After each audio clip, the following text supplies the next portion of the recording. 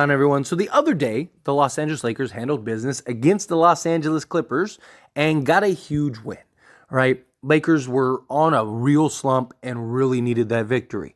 But this game was very impactful because Darvin Ham was rumored to be his last game if the Lakers lost to the Clippers. That Darvin Ham was on the hot seat, and that very likely if the Lakers ended up losing to the Clippers and especially getting smacked, that Darvin Ham would have been on his way out. And to some Laker fans, I'm sure that there are lots of people that would have traded that Clippers game if it would have led to Darvin Ham's firing. I even made a community post, and the odds were pretty overwhelming at how many people were willing to trade multiple games in order to just see Darvin Ham on his way out, which I understand. Look, Darvin Ham has been a huge part of the problem for the Lakers. Again, I still stand by he's not the whole problem. A lot of people like to blame him solely. Lakers are much more than just Darvin Ham. Darvin Ham is a big issue, though, and I wouldn't mind seeing him out the door at all. Problem is, again, it's just like, who are you replacing him with that makes sense? And then if that coach doesn't work because it's really the players, right, then now what? Now you're in a spot where what? You're just going to keep cycling through coaches. You still got to pay Darvin Ham. Still going to have to pay whatever coach. Yes, you could go with the interim coach, but who is that interim coach? Is it Phil Handy? There's questions of, can he be an X's and O's guy? He's only been ever a development coach. So there's just a lot of question marks with the Lakers and Darvin Ham, which is why I was of the mind that I don't believe that they're going to fire him this season. It was one of those things where I'll believe it when I see it. I just don't see the Lakers getting rid of Darvin Ham this season. If the Lakers are bad this year, like if they miss the playoffs or they miss the play-in or something like that, then I definitely think he's more likely than not gone in the offseason. I just don't see them firing him mid-season and replacing him with Doc Rivers or something like that. I just don't think that the Lakers are going to make that move. I think what will happen is the Lakers are going to make multiple trades or one big impact trade, like a Zach LaVine and an Andre Drummond, something like that, right? And then what will happen is they'll ride out the rest of the year and then make their decision accordingly based on how the season plays out after that, right? And look, there was even evidence that Darvin Ham wasn't going anywhere. Like I said, the rumor and speculation that he was going to get fired after the Clippers game, I just didn't buy. Made a video talking about it, and I said point blank, I don't believe that rumor is true. I think it's total nonsense. There was even reports, not rumors, actual report that Jeannie Buss fully supports Darvin Ham, that Jeannie even wrote him a letter. Brian Windhorst just came out yesterday and said that Darvin Ham isn't on the hot seat, that his job is safe and secure, right? You've seen the Lakers organization come and support Darvin Ham. And you've seen the frustrations, obviously. I'm not saying that the organization isn't at least watching him and keeping him in mind. I just don't think hot seat usually means your job is on the line. You're about to lose it unless you get your stuff together. I just don't think that's going to happen this year. Again, could it happen in the offseason? Very possible. I think that depends on how the Lakers play out the year. Lakers have been known to kind of just get rid of a coach if they don't think that he's the guy for them. We've seen the Lakers cycle through several coaches in the last handful of years or whatever, right? So I fully expect that the Lakers will make the move if they feel it is necessary. I just don't think it makes sense for them to do it in the middle of the season. Because you got to keep in mind, even if the Lakers do want to, let's say they love the idea of a Doc Rivers or something, right? Just using him as an example. You're starting from ground zero, right? You're not at least an interim coach can kind of keep the structure and kind of knows the players and the familiar. If you go and hire a new coach entirely, it's going to be because he's not going to be familiar with the current coaching staff. So what? Do you get rid of all the coaching staff and have him bring his new guys in? Now you're basically midway through the season trying to navigate and figure out how to turn the season around while implementing your style and your system and what the things that you think. It's just so much to try to get through in the season, right? Or in the middle of the season, where they're better off just kind of doing what they did last year. Try to just weather the storm, get to the trade deadline, go and get that impact trade or two, and then put yourself in a position to now go make that strong push to climb the ladder. Right? The Lakers are pretty far behind. Don't get me wrong. They are currently in the play-in, and they are they got a lot of work to do, to put it nicely, right? The Lakers right now are the 10th seed at the time of recording this video. They are 18-19, but they are 4 games out of the 5th seed.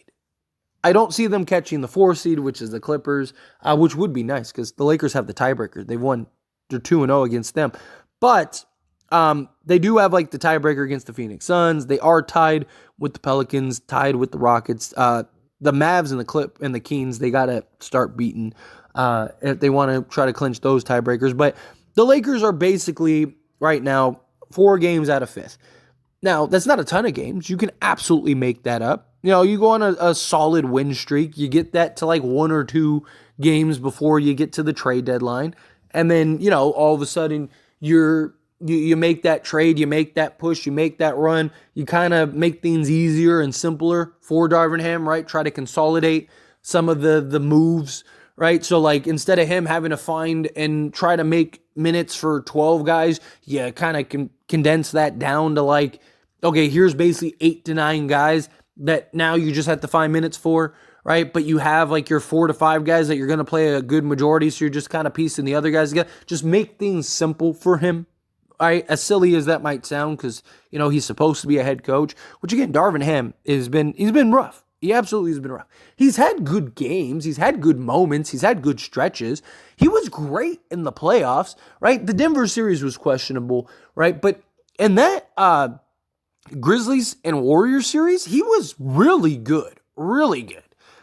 And the problem is that like, it's just, where did that go, right? It's like I've said this before. To me, it's like Darvin Ham is trying to show he's the smartest guy in the room instead of just keeping it simple, right? He's trying to do too much, right? Like he's trying to I don't mind experimentation. I don't. I mean, I talked about this in the offseason, that I thought Darvin Ham would experiment, and that's good, right? You want to find out what lineups work, okay, this lineup might not be orthodox, right? But does it work? Like, how does it look? Is that something we could throw out at some time, right?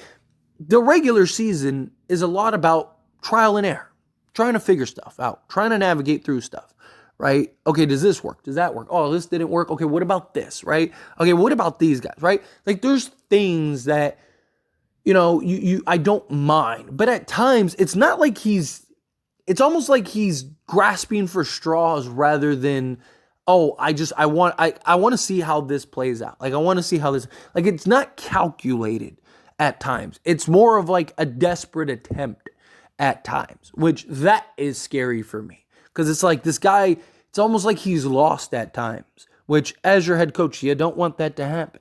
Now, I'm not saying that we can't win with him or anything like that. Again, he has his good moments, and there are good benefits to him.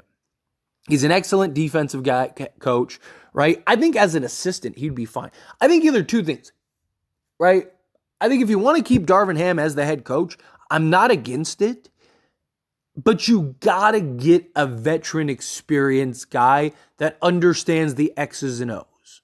Because Darvin Ham hasn't been good at dotting his I's and crossing his T's, right? He's not been good in that field. He's great with the media. He's a great, motivator. He's a great, speech guy. He's good with the players. The players seem to love him, right? I know that there's murmurs that he's lost the locker room or whatever. If that was really the case, I think the Lakers would get rid of him. So clearly, again, we're not in the locker room. We don't know. It's all just speculation. But I just look at Darvin Ham and go, like, there are a lot of really good benefits of Darvin Ham. There's a lot of things that I think he's valuable to the Lakers for. But you got to get a guy that has the experience, which was supposed to be the original idea. The Lakers were going to bring in Darvin Ham, and we're supposed to go and hire an experienced veteran head coach as an assistant. So that way Darvin Ham kind of had that guy that could kind of, help guide him and make sure that things are working out carefully. I think they need to make that happen. I don't mind if they want to keep Darvin Ham in the head coaching seat. I'm not completely against it if they get the right guy in the assistant chair. They get the right guy in the assistant chair. I really do think you can kind of have that nice balance, right? And Darvin Ham's just kind of the face. Like, think of like when the Lakers won the championship in 2020. You had Frank Vogel. Frank Vogel was very good at some things, but he wasn't good at a lot of other things. Right? But you had this like Avengers team with like Holland and Jason Kidd especially, right? Jason Kidd was the balance. Jason Kidd was the offense. He was the player coach, right? He was the guy that was the voice in the locker room.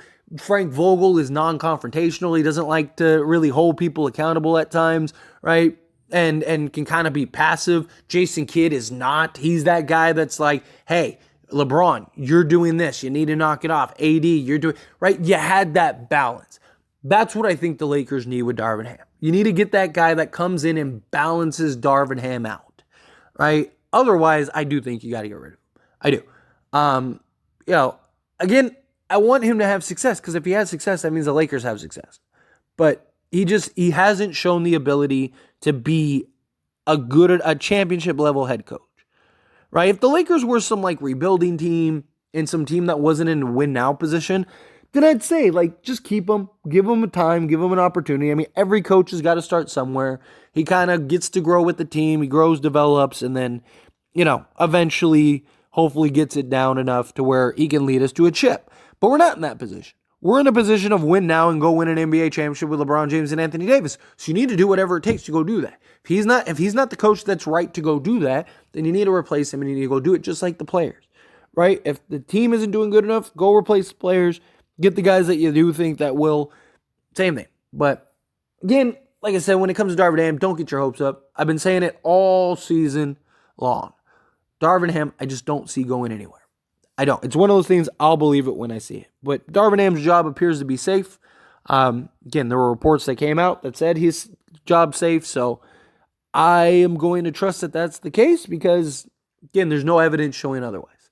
But anyway, as always, this is a discussion, so I pass the question on to you. Let me know your thoughts and opinions down in the comments below. What do you think? How do you feel? Do you want Darvin Ham gone? Do you think, no, like just keep him? You might as well write him out throughout the year and then figure it out from there. Again, how do you feel? Whatever your thoughts are, I'd love to hear it. So let me know down in the comments below. That being said, if you haven't liked this video, hit that like button. Helps me out a lot. Lets me enjoy these types of videos, and I truly appreciate it. If you're not subscribed to the channel, hit that subscribe button. Turn on the bell notifications. Appreciate y'all. See you in the next one. Thank you.